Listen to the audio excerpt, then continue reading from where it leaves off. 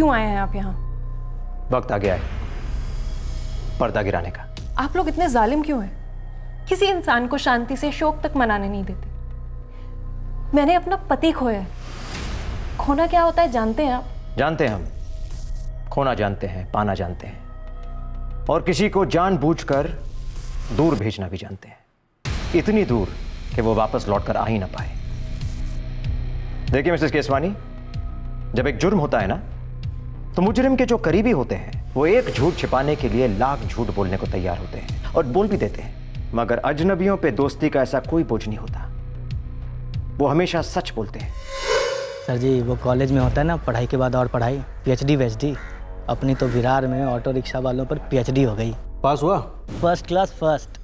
Auto वाले की union, उसका अड्डा, ऑटो वाले की चौलें, सब छान मारा, तब जाकर आपका आदमी हाथ लगा है। नाम है कैलाश पाटिल। कहाँ मिलेगा ये? कहीं ढूंढने की ज़रूरत नहीं है सर जी, आपके लिए लेकर आया हूँ।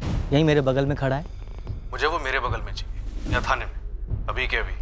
5 जून की रात को तुम अपनी ऑटो में एक घायल आदमी को पुष्कर क्लिनिक ले गए थे।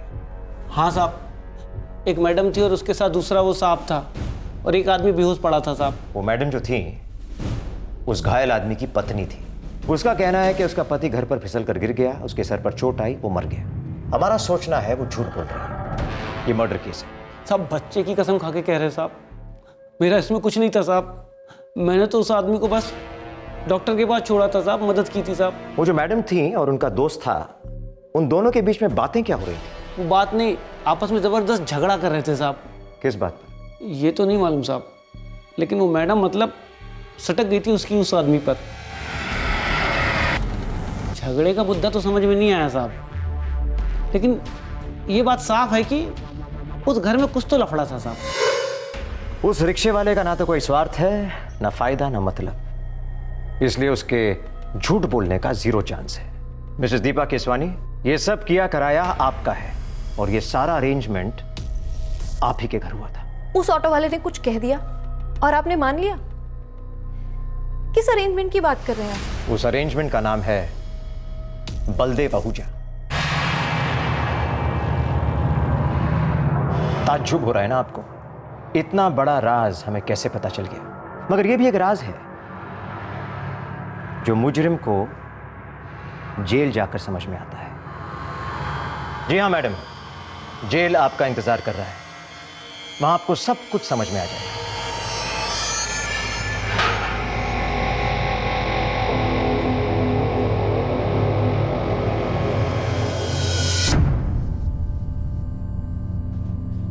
आइए मिसेस केसवानी, बैठिए। वैसे मिस्टर बलदेव आहूजा हमारे दूसरे मेहमान खाने में है, अच्छी खासी खातिरदारी की जा रही है उनकी। बैठिए। एक राज की बात खोलूं आप दोनों से।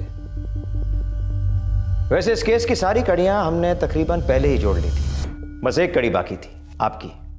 थोड़ा मुश्किल पड़ रहा था क्योंकि आप शुरुआत से ही अबला होने की एक्टिंग कर रही थी, मासूम बनने के दावे कर रही थी। मगर सच ये है मिसेस केसवानी कि हमने आपके हर दावे पर गिरे पर्दे को ना सिर्फ उठाया है बल्कि उसके चिथड़े उड़ा दिए हैं।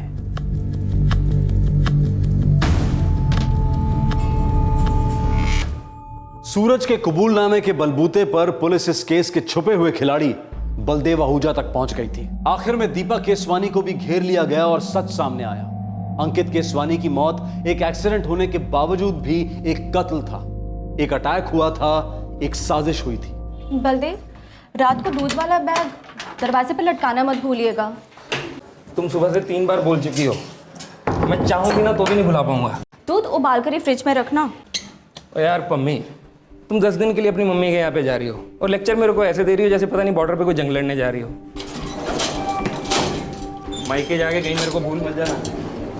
भूल जाती हो तुम, फोन भी नहीं करती हो। ऐश तो तेरी है भाई बलदेव। हाँ मेरी भी ऐश है। वैसे ही बता, भाभी गई कहाँ है? हाँ भाई 10 दिन के लिए मायके गई हुई है। भाई मैं तो ये 10 दिन पूरे मजे करने वाला हूँ। हाँ वो तो तेरा फोन आया था तभी पता लग गया था मुझे। अच्छा यार भाई, एक काम है, कोई है क्या आइटम? क्या बोल रहा है बे? समझा कर यार, कोई अच्छी सी कॉल गर्ल एस्कॉर्ट टाइप। यार देख, मेरे को कोई होटल वोटल में तो जाना नहीं है, तो कोई दिला देना यार, मतलब जो घर पे आके तेरे भाई को 5 स्टार ट्रीटमेंट दे दे। ओए बलदेव, तूने मुझे समझ के क्या रखा हुआ है? मेरा वो मतलब थोड़े था मेरे भाई। मैं ये कह रहा हूँ कि तूने कभी अपने घर पे बुलवाया होगा या तेरे किसी फ्रेंड ने, तो कोई तो कॉन्टैक्ट नंबर शंबर होगा ना यार। कितनी अजीब बात है ना। तुम्हारा पति अंकित तुम्हारे बेस्ट फ्रेंड सूरज से रिक्वेस्ट करता है, मैं अपनी बीवी से बहुत प्यार करता हूं, उसे समझाओ जरा, वो गैर मर्दों के साथ न जाए। और तुम्हारा बेस्ट फ्रेंड सूरज क्या करता है? अंकित की मदद करने के बजाय वो तुम्हारी मदद करता है नए कस्टमर्स ढूंढने के लिए। मतलब भरोसा, इंसानियत, जुबान, इन सब चीजों की कोई अहमियत ही नहीं रही दुनिया में। क्यों सूरज? ए दीपा, बलदेव मेरा दोस्त है यार, स्पेशल फ्रेंड है। लेकिन तुम्हारे स्पेशल फ्रेंड के लिए कोई स्पेशल डिस्काउंट नहीं होगा सूरज। उसको बता देना फुल कैश एडवांस में। पैसे की टेंशन मत ले, एकदम मालदार पार्टी है। एक्चुअली उसकी वाइफ गई हुई है कुछ दिन के लिए घर से बाहर, तो बलदेव साहब थोड़ी सी ऐश करना चाहते हैं। ठीक है, तो उसका नंबर मुझे एसएमएस कर दो। मैं देखती हूँ कि तुम्हारे स्पेशल फ्रेंड को कब और कितनी मस्ती मारनी है। Yes darling, when you come, I ready any time. आज रात फ्री हूँ, लेकिन पूरा एडवांस रहेगा। सूरज ने बताया तो होगा ना। अरे एडवांस की क्या बात कर रही हो डार्लिंग, तू बस आज रात मेरे को खुश कर दे, तेरे को 10 दिन का एडवांस आज ही दे दूंगा। Okay baby. अंकित, मैं आज रात को अपनी फ्रेंड के यहाँ जा रही हूँ। एक्चुअली उसकी थोड़ी क्राइसिस चल रही है। सुबह 7 साढ़े 7 बजे तक आ जाऊंगी। ओके?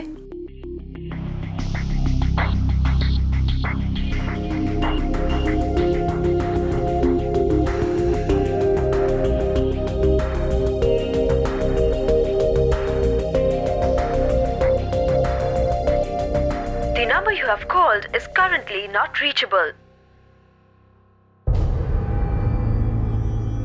नहीं आई मतलब? नहीं यार, कोई इशू होगा। वैसे बहुत प्रोफेशनल लड़की हो। अबे काहे की प्रोफेशनल पे 9:30 बजे आने वाली थी, 11:30 बजने वाले हैं। अरे यार मैं ड्रिंक पे ड्रिंक पिए जा रहा हूँ और मैडम ने अपना फ़ोन स्विच ऑफ करके रखा हुआ है। देख यार बलदेव, अब मैं कुछ नहीं कर सकता। मैंने तुम लोगों को मिलवाया, तुम लोगों की बात हुई, अब तुम लोगों के बीच में जो कुछ भी है, प्लीज़ यार बलदेव उसमें मुझे इन्वॉल्व मत कर। तो अब सारी रात अकेले कैसे घसीटूं?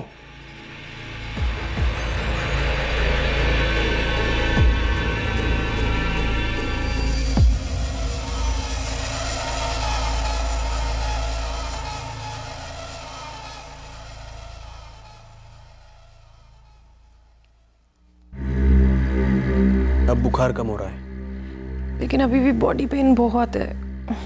3 पेन किलर्स ले चुकी हूँ। तुम आज रात आराम करो ना, आज कहीं मत जाओ। मैं भी यही सोच रही थी।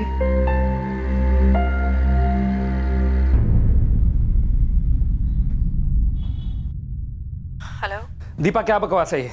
सॉरी बलदेव, लेकिन मेरी तबीयत बहुत ख़राब है। मैं उठ ही नहीं पा रही हूँ। अरे यार एक फ़ोन तक नहीं किया तूने। मैं 2 दिन से वेट किए जा रहा हूँ। तो क्या करूँ? ऐसे आऊँ? क्या एंजॉय करोगे तुम? मैं कल तक ठीक हो जाऊंगी, फिर आती हूँ।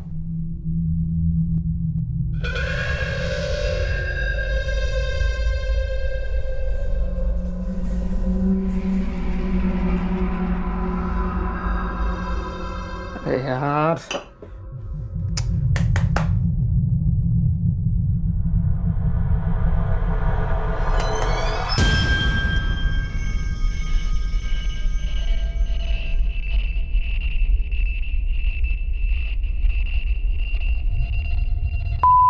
साले, तेरे को भी आज ही खराब होना था। नहीं चलते।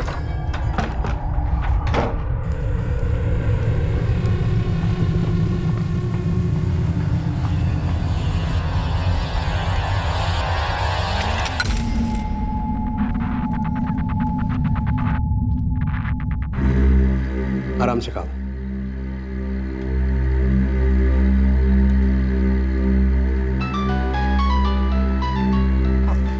तुम मत उठो, मैं देखता हूँ। नहीं, तुम खाना खाओ, खाना मत छोड़ो, मैं देखती हूँ।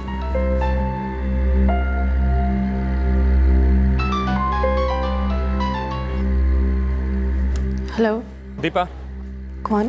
दीपा, बलदेव बोल रहा हूँ। हाँ हाँ बलदेव बोलो। तू आने वाली थी ना? मेरी तबीयत ठीक नहीं है, मैं अभी नहीं आ सकती। हद है यार, रोज सेम सेम बहाना। मैं कोई बहाना नहीं बना रही हूँ, मेरी तबीयत सच में खराब है, मैं अभी नहीं आ सकती। भी मारा है तू साली। साली किसी ने 4 पैसे ज्यादा दे दिए होंगे, बस तू चली गई उसके साथ। देख, उसको छोड़ के अभी के अभी मेरे घर पे आ जा। जितने पैसे तेरे को वो दे रहे हैं ना, उससे कहीं ज्यादा मैं दूंगा तेरे को साली। एक और बार तुमने बदतमीजी से बात की ना। Okay okay, sorry darling, please मान जाओ, आ जाओ। टैक्सी भेजूं? तुम्हें एक बार सुनाई नहीं दिया? मैंने कहा मेरी तबीयत ठीक नहीं है, मैं नहीं आ सकती। नहीं का मतलब नहीं। साली तो कोड़ी। अरे हिम्मत कैसे हुई मुझे गाली देने की? कौन है? वो अंकित, पता नहीं, कोई फोन पे बस गाली दिए जा रहे हैं। साली 2 कौड़ी की धंधे वाली। तेरे को पता है मैं कौन हूँ?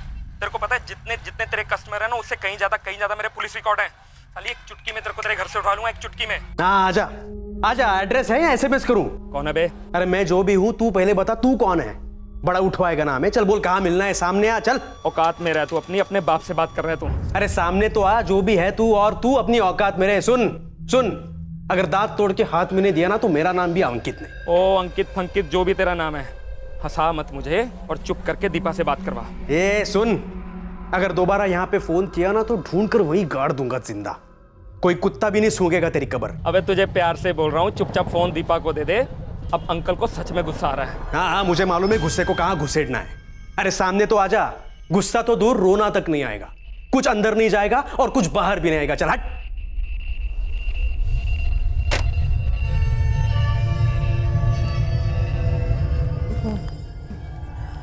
मैं नहीं जानती कौन था। पर उसको मालूम है अब मैं कौन हूं। चलो डिनर खत्म करते हैं। अबे क्या हो गया बलदेव? एड्रेस दे साली का, एड्रेस दे। अरे भाई बलदेव थोड़ा शांत रहे यार। जब उसने बोला है कि वो बीमार है तो बीमारी होगी ना। तू उसके दल्ले की तरह बात क्यों कर रहा है बे? देख मेरी हट गई है, मुझे उसका एड्रेस चाहिए। तू मुझे पागल समझ रहा है? तू इतना गुस्से में है और मैं तुझे उसका एड्रेस दे दूं? ठीक है, तू एड्रेस मत दे उसका, मेरे पास तेरा एड्रेस है। मेरे साथ मेरा एक आदमी है, हम तेरे पास आएंगे, तेरी साले हड्डी तोड़ेंगे, साले तेरे को फोड़ देंगे। उसके बाद मेरे तू एड्रेस तो क्या, तू उसके घर छोड़ के आएगा मेरे को साले।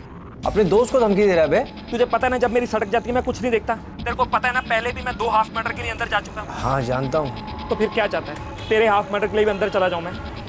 एड्रेस दे रहा है या मैं तेरे घर पे लेने आऊं?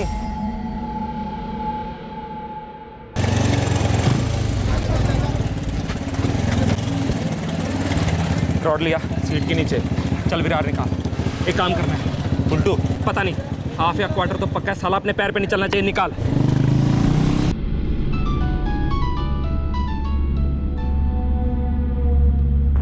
हेलो दीपा, तेरा बलदेव से कोई झगड़ा हुआ क्या? सूरज, वो तुम्हारा दोस्त ना एकदम घटिया है, 3rd क्लास सड़क छाप। उसको समझ में नहीं आता कि मेरी तबीयत खराब है, मैं नहीं आ सकती। फोन पे फोन किए जा रहे हैं। दीपा, उसने मुझे धमका कर ना तेरा एड्रेस ले लिया। सूरज, तुम्हारा दिमाग तो खराब नहीं हो गया? तुमने उसको मेरा एड्रेस दे दिया। यार मैं क्या करता, मुझे जान से मारने की धमकी दे रहा था वो। और तुमने मेरी जान खतरे में डाल दी। तुम्हारा दिमाग खराब हो गया। तुम मेरा एड्रेस कैसे दे सकते हो उसे? तुम्हें पता है अंकित घर पे है और उसकी लड़ाई अभी अंकित से हुई है। मैंने कहा था कोई रॉन्ग नंबर है। मैं डर गया था यार। तुम्हें ये नहीं करना चाहिए था। तुम नहीं जानते, हम लोग बहुत बड़ी मुसीबत में फंस गए हैं। तू देख लेना यार, हैंडल कर दे।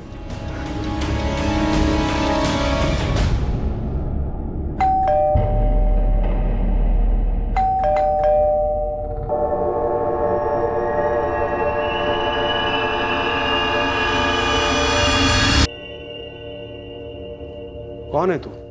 तू ही था ना बे, जो फोन पे धर्मेंद्र बन रहा था? मुझे सामने आने के लिए बोला था ना? ले तेरा बाप तेरे सामने खड़ा है। बलदेव प्लीज बोल। 70% सच हमें सूरज ने बताया, बाकी बलदेव आहूजा ने। तो मिसेस दीपा अंकित केसवानी, सच यही है, अटैक हुआ, मर्डर हुआ और आपने हमसे सब कुछ छुपाया। मैं नहीं चाहती थी कि पूरी दुनिया को पता चले कि मैं क्या करती हूँ। आप जो करती हैं, उसने आपकी पति की जिंदगी छीन ली। मैंने अंकित की जान बचाने की कोशिश की थी, मुझे नहीं पता था ये सब हो जाएगा। जब हम कुछ गलत करते हैं हम कई चीजों के बारे में नहीं सोचते, मगर वो होती जरूर है। अब देखो, तुमने सोचा भी नहीं होगा कि जब से तुम्हारी शादी हुई है, अंकित को ये पता था मैं इन्वॉल्व हूं। यकीन नहीं होता? अपने दोस्त सूरज से पूछ लीजिए। क्यों सूरज, सच कह रहा हूं ना। अंकित ने सूरज के साथ सब कुछ शेयर किया था। इनफैक्ट वो सूरज की मदद ले रहा था तुम्हें इस दलदल से बाहर निकालने के लिए। वो तुमसे बहुत प्यार करता था और तुम्हारा ये दोस्त, ये गुड फ्रेंड, तुम्हें उस दलदल में पूरी तरह डुबोने पर तुला हुआ था। मेरी समझ में नहीं आता है कि अंकित ने तुम दोनों पे विश्वास कैसे किया।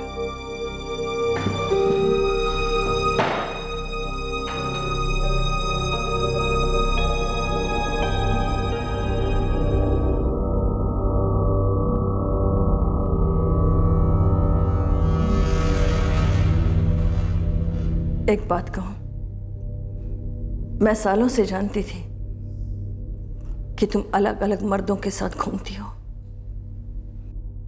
सोचा तुम्हारी फितरत होगी। क्या अच्छा क्या बुरा, तुम बस ऐसे ही हो। पर ये मैंने सपने में भी नहीं सोचा था कि तुम पैसों के लिए अपना जिस्म बेचोगी। मम्मी प्लीज, मैं पहले ही बहुत जलील हो चुकी हूँ। अब मेहरबानी करके तुम मत शुरू हो जाओ। मैं भी कम जलील नहीं हुई हूँ बेटा। एक बात याद रखना, बच्चे या माँ बाप जो कुछ भी करते हैं उसका असर एक दूसरे पर होता है। तुम्हारी गलती से आज एक मासूम की जिंदगी हमेशा हमेशा के लिए खत्म हो गई।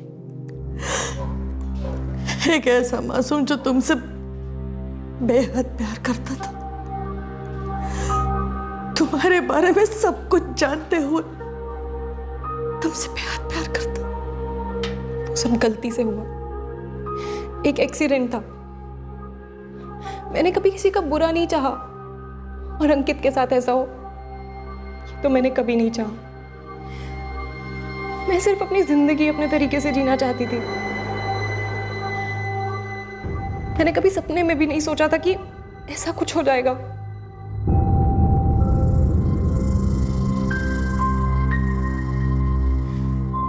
अंकित पर हुए हमले में बलदेव का साथी मुकेश अब भी फरार है। वो एक हिस्ट्री शीटर है और पुलिस उसे ढूंढ रही है। दीपा, सूरज और बलदेव को आईपीसी की धारा 302 के तहत हत्या के लिए और धारा 201 के तहत सबूत मिटाने के लिए और पुलिस को गलत जानकारी देने के जुर्म में गिरफ्तार किया गया है। दीपा अपनी जिंदगी किस तरह से जीना चाहती थी उस पर हम कोई जजमेंट नहीं कर सकते, लेकिन इतना जरूर कह सकते हैं कि उसके लाइफस्टाइल की वजह से ही यह हादसा हुआ जिसमें उसका पति अंकित केसवानी मारा गया। अंकित पर हमला सोच समझकर किया गया था। मकसद भले ही कत्ल का नहीं था, लेकिन हमलावर अंकित को सबक सिखाने आए थे और उनके हाथों एक हत्या हो गई। क्या यह मौत अवॉइड की जा सकती थी?